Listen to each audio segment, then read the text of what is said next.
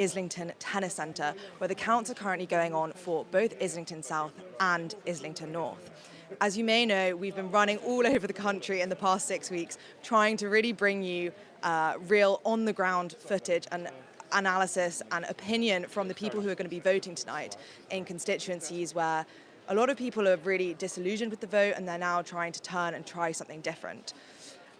As you may know, our Peeps channel comes from the offices of the Camden New Journal and the Islington Tribune. And whilst our colleagues are over at the Camden count, where Keir Starmer is likely to become the next Prime Minister, we are here in Islington North, where the real story of the night is whether Jeremy Corbyn will manage to beat his old party, the party he was part of since he was 16 years old, to become an independent MP. Now, we've been told it's been close.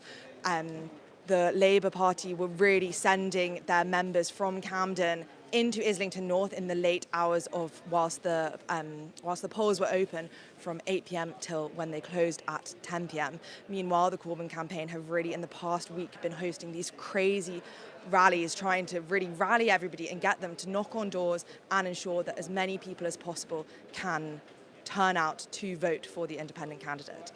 We've just been told that all of the votes in Islington North have been verified and there was a turnout of 67.5%.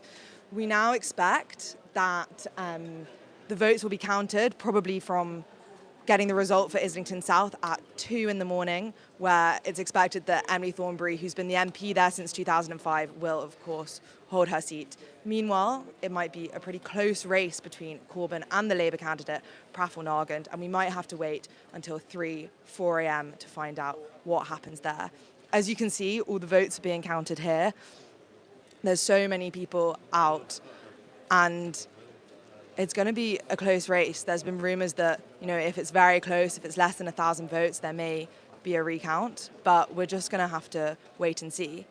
I think people really need to understand that this would be a massively historic moment if Jeremy Corbyn was able to get elected as an independent candidate.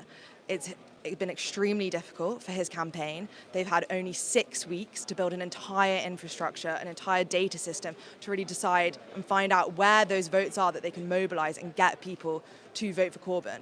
I mean, you walk around in the constituency and there are so many people who reference the amazing work that he's done for them, but whether that will really be enough to beat out a huge Labour machinery and a huge, sometimes a huge fear of getting the Tories in, that people are really voting for Labour.